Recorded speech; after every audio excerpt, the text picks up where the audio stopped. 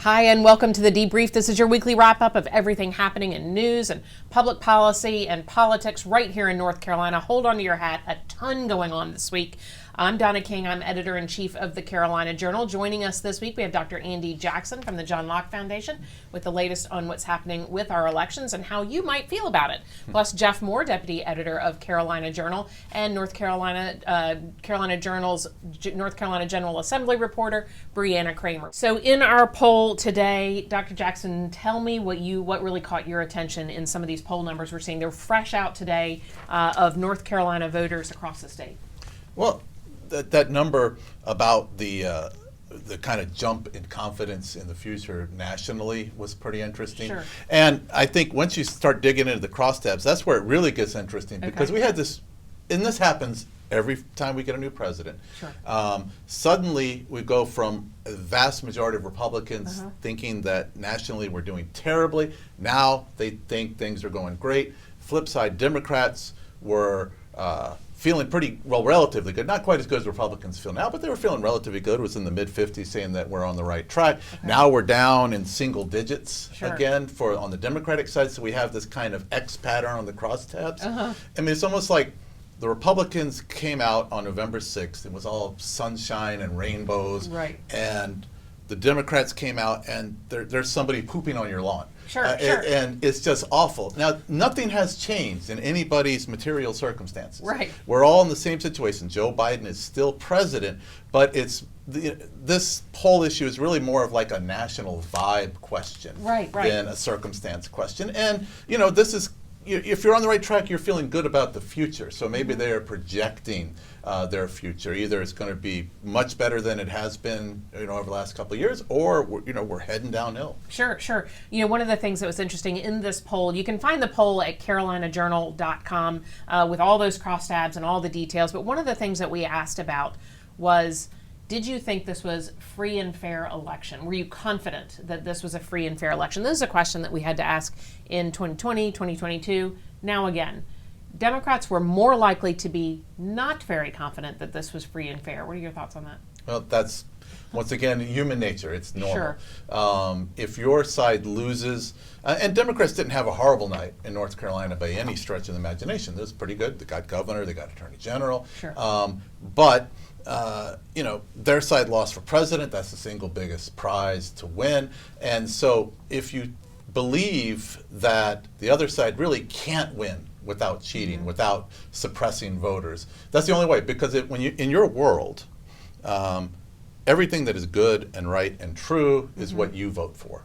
Right. And so there's no way that human beings, or at least enough human beings to win an election, could honestly believe a different set of beliefs than you. Right. So you have this kind of cognitive dissonance going on, and the way to resolve that is there was something foul underfoot. Votes were repressed, or there was other kinds of cheating going on.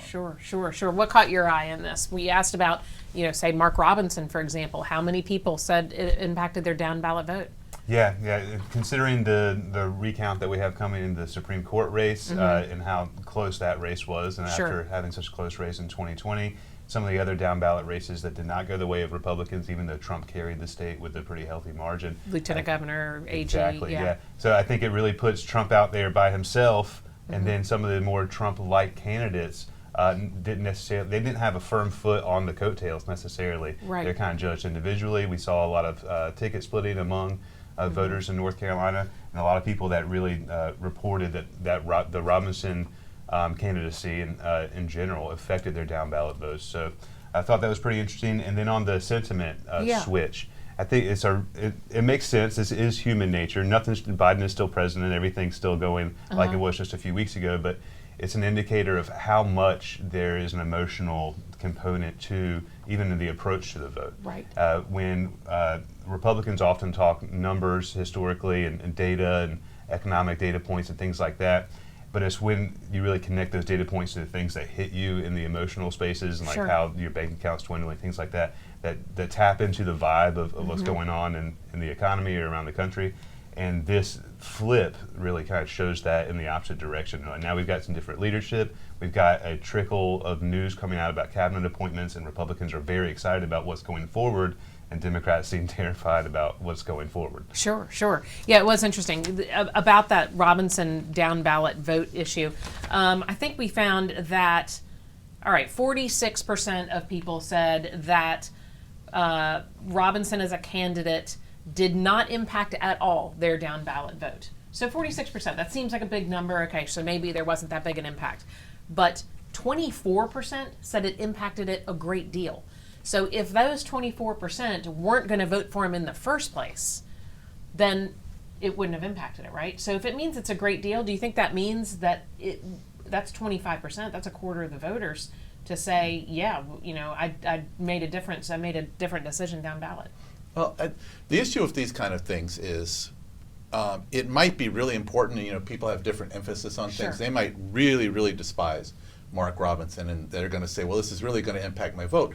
But you still only get one vote for each of these offices. And so, and I think we've seen this in the crosstabs, a disproportionate amount of the people that said it did affect their vote were Democrats. And for most of these races, at least, they were going to vote Democratic anyhow. Because they really don't like Mark Robinson, that doesn't mean that they get to vote 2 or 3 or 4 times against Hal Weatherman, for example, for lieutenant governor. And so, yes, it may be on an emotional level, which seems to be the theme of the day. So for on an emotional level, yes, it's going to affect you. But as far as the practical effect of that question, it's probably going to be pretty small, and it's probably limited to the kind of candidates that you could most attach. And I think Hal Weatherman, if there is a victim of somebody being attached to Mark Robinson, it's probably Hal Weatherman running lieutenant governor. They've done some joint pictures together and that sort of thing. Very interesting. One of the other questions we asked was, what do North Carolinians want to see from the General Assembly starting in 2025? What did they say? Yeah, they had some interesting answers. Cutting taxes is #1 for North Carolina voters, so that was interesting to see. Also improving infrastructure, increasing education spending, and then also increasing government transparency. That's a big one. Yeah, so definitely some bipartisan issues as well that maybe we could see both the legislature and the governor work on together. It was also interesting to note the poll that 90% of respondents want the governor and the General Assembly to compromise in the next session. That is interesting. What do you see? You're down there a lot. You're watching them in action. Do you think that we're going to hit that point? Well, they're going to have to now that they're losing that supermajority. They're going to have to, make some sacrifices, talk with Democrats, at least compromise a little bit so they can get one Democrat on their side in the House so that maybe they can override something. But they're definitely going to have to work a little bit more closely with the governor than they have had to with Governor Cooper. What about that functional supermajority? Are you hearing that might be a possibility and that's what they're working toward? As opposed to numbers based? Yeah, they call it, Destin Hall calls it a working supermajority. And that's what they called the last go around too, until they got that extra seat and it was a supermajority. But yeah, it's a working supermajority, they say. So they either need some Democrats to be absent on the day of overriding, or they need to compromise a little bit and get some support and add in some issues that Democrats are okay with as well. Sure. Before we move on, I want to do one more thing out of the poll. The primary process. This is something we've talked about a lot around here at the John Locke Foundation and Carolina Journal. Did it give us the best candidates? Well, people are split. North Carolinians that answered this poll, 46% were satisfied that the primary process gave them a good candidate. 43% were dissatisfied. What are our thoughts about that? Democrats were less likely to be happy with it. They were 53%, and independent voters were less likely to be happy with the results of the primary process, and Republicans were more likely to be happy with the primary process. What do you think? Well, I'm going to paraphrase No Country for Old Men here. If the primary process got you the result that it got, what good was it? So it makes sense that if the process that we have produced a candidate where we had on the Democratic side for president, which is probably where most people are looking, it had no real opposition to Biden until it was too late, and then we had somebody come in at the last minute, Kamala Harris, and that was the nominee. There really wasn't a contest. And so that was the process, and it produced the result of Harris losing. So it makes sense that Democrats will be less satisfied with the process. And I think that's what you're going to get when get these kind of polls right after the general election. That it's really, once again, based on your gut feeling about did the process produce a result that I liked, and for Democrats particularly, it did not. And there's always talks of reforming the primary system. There's a whole lot of different ways we could do it, and so I'm not sure if there's a real appetite, certainly on the Republican side, to make any changes anytime soon. Sure. So where are we now on runoffs with Jefferson Griffin and a few of these others? What's the status? Well, we right now we've got a challenge. I just sat in on the State Board of Elections meeting. We've got kind of a two-tiered process. There's like 3 legal challenges. They're going to be taken up by the state board, and then there's kind of these process things like, were felons allowed to vote in some counties? Those are going to be taken up and investigated on an individual level in individual counties. There are several state legislative candidates that are also doing challenges, so these are going to be particularly concentrated in Wake and Granville, Mecklenburg counties, for example. And so that's where we're standing, probably, and then we've got the recount going on, and I think inevitably we're going to have a lawsuit. So this thing is probably weeks away from being finally settled. Oh, wow. Okay. All right. So we're going to be looking toward that, of course. You've been following a lot of what's happening in the General Assembly. It has been a big week down there. Tell me about this behemoth hurricane relief bill and some of those strings attached. Yeah, there's a lot that happened this week down at the General Assembly. They introduced Senate Bill 283, and the House and Senate passed that within 24 hours of introducing it to the public. So it funds Western North Carolina. It adds another over $200 million to funding. So now we're at a huge number. Yes, we're over $1 billion now. So a lot of money going out to help the victims of Hurricane Helene. But that's just a fraction of the bill. So that is, the part that Republicans are talking about, but there's a lot of other provisions inside this bill. The bill is 132 pages or so, and just 10 or 15 pages really deal with the hurricane relief. And so there's a lot more that they are pushing through as their supermajority comes to an end in the next month or so. All right, what should we be watching out for? Well, that's now sent to the governor's desk, so he's likely to veto that. And then when they come back one last time in December, they will, I'm sure, override that in their last override move. But something interesting within the bill deals with the governor's authority and what he is able to do in his position. So the Republicans are trying to actually take away his powers a little bit. And one thing is changing who oversees the North Carolina State Board of Elections. So right now the governor appoints members to the board, and so it's a Democrat-controlled elections board. But that's going to change under this bill to be under the state auditor, and the state auditor is set to be Republican Dave Bullock. So they're going to completely shift that over, and then Republicans are really going to hold on to control of the State Board of Elections. So now in the Senate last night, there was some real chaos going on there. And what happened? You were there. I mean, a lot of yelling, shouting, protesters? Yeah, there were protesters there. They were holding signs, calling it a power grab move. They were cheering for Democrats that were speaking against the bill. So that's what kind of set off Lieutenant Governor Mark Robinson. He was there presiding over the Senate session. And so they started shouting, and he said, clear the room, clear all the public out. You're done. You're not following the rules. Get out of here. And then they went into recess for 10 minutes or so while there was a lot of chaos and shouting, and then they continued on. And then ultimately Republicans passed it through. But there was a lot of anger from the Democrat side on pushing this through with a lot of other components that limit power for Democrat roles. So the superintendent of DPI as well is going to have some changes to what he can do in office next year. Okay, very interesting. What are your thoughts on it? Yeah, that seems to be, it's kind of the typical sweeping up of the things that you need to get done now while we while you can, before that there's while you have an actual supermajority, you go ahead and do those things before you have a working supermajority where you have to do more work to actually get it. As far as the disruptions and everything, that seems par for the course when there's some heavy Democrat opposition to moves the Republicans are making. They fill those galleries. I've seen it happen countless times. They fill the galleries. At a certain point, they start making noise. They're warned once, twice, 3 times, and then they finally call to clear the gallery so they can take care of business.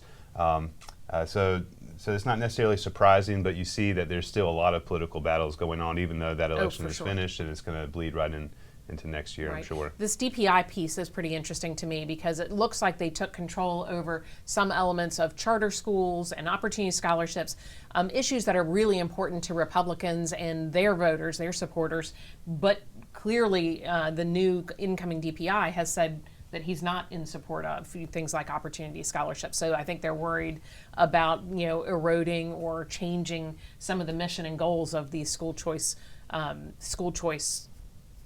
initiatives to take them away from green. But that's the issue, right? And, that's one of the things that these Republican or Democrats are fighting. What about with the Board of Elections? Tell me what your thoughts are on some of the moves that they're making. Well, we had, I will say, because I've kind of planted a flag on this issue. Sure.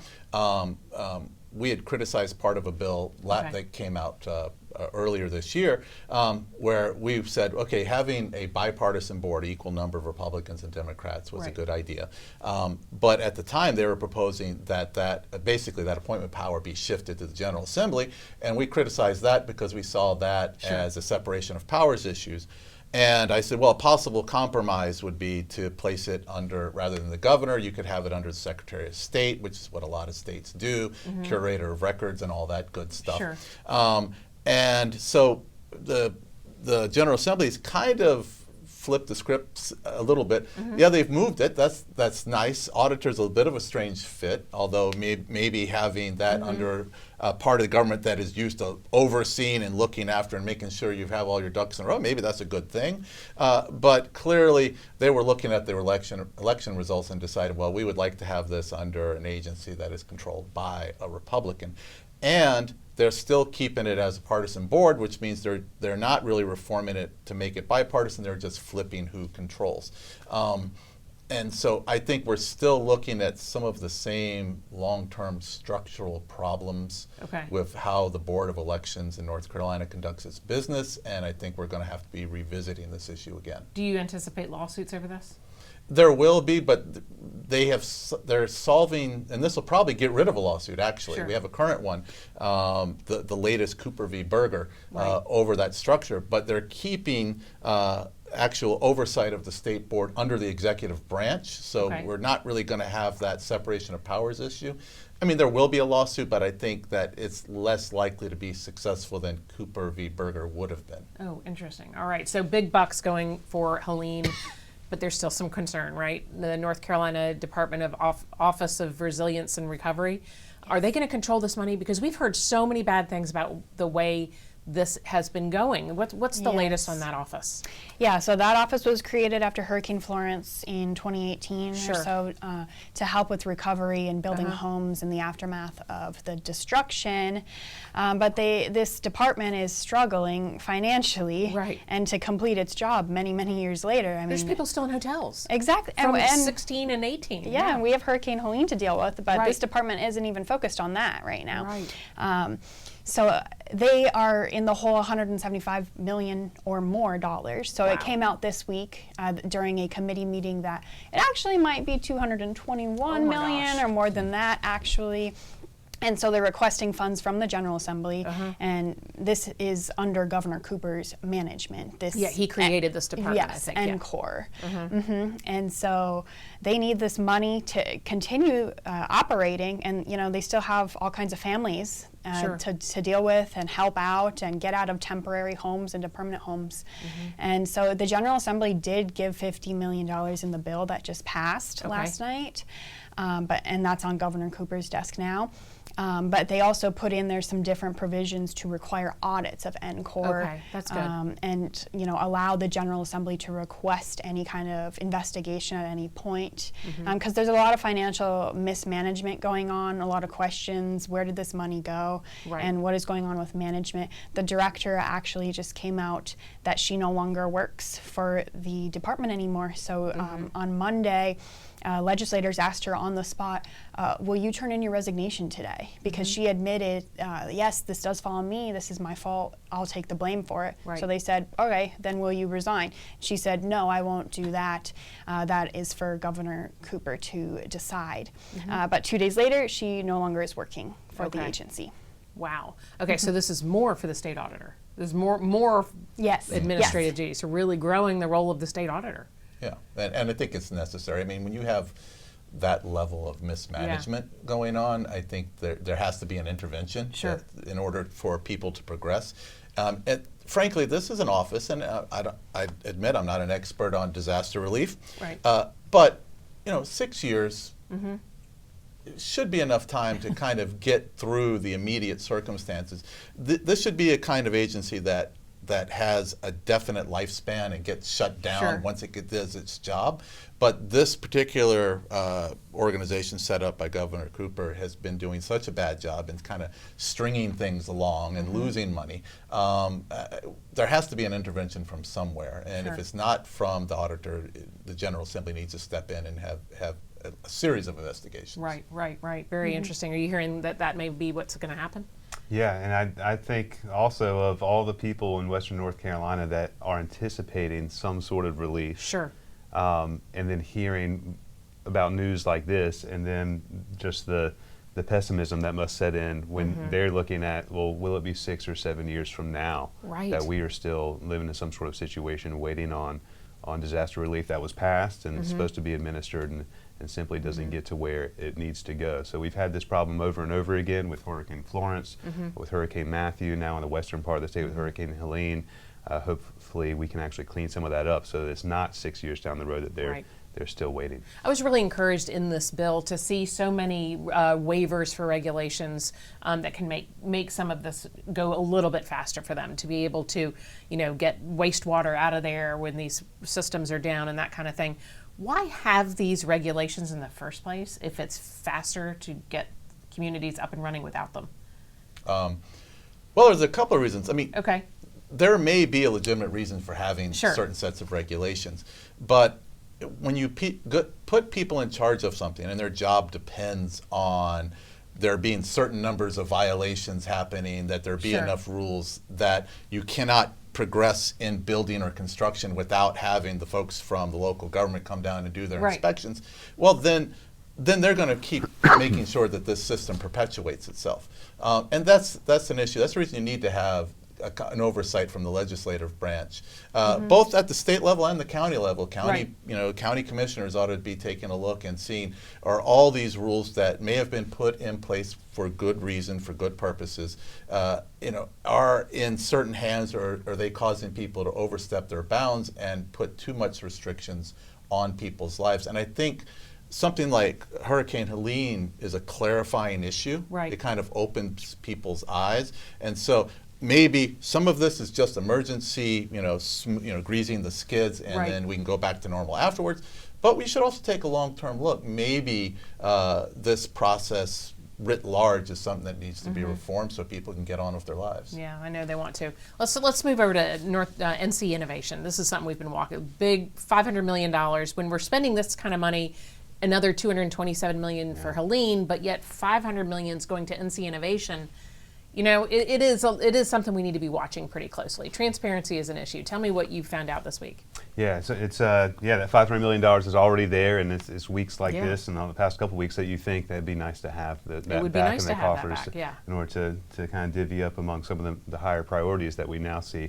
But so $500 million to NC Innovation is the private nonprofit that aims to facilitate the commercialization of public university research. But they are having some transparency issues, and it's not just with members of the public, but members of their own board, it seems. So they had a board meeting last week where they adopted a policy to restrict the kind of the allowances for individual board members, individual directors, to request information and documents from the staff of NC Innovation, because they were having problems with one of the board members appointed by Speaker Tim Moore by the General Assembly, put there to kind of keep tabs on this $500 million, asking too many questions in their mind, and bogging down their staff in these records and document requests. So they adopted a policy that would kind of restrict that you can only make such a request if it is voted by a majority of the relevant committee or the full board. So in order to request documents, they can fulfill it by a vote, or you can't even